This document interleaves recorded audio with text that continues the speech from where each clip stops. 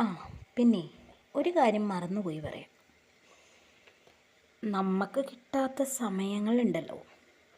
അതായത് നമ്മൾ പറയാറില്ലേ, എനിക്ക് എന്നെ ശ്രദ്ധിക്കാൻ, എനിക്ക് എന്നെ നോക്കാനൊന്നും തീരെ സമയമില്ല എന്ന് നമ്മൾ പറയാറില്ലേ.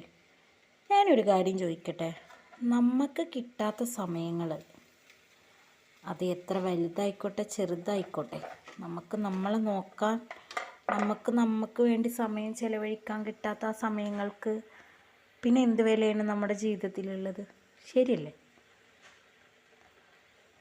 നമുക്ക് വേണ്ടി സമയം ചിലവഴിക്കാൻ നമ്മൾ സമയം കണ്ടെത്തണമെന്നാണ് എൻ്റെ അഭിപ്രായം.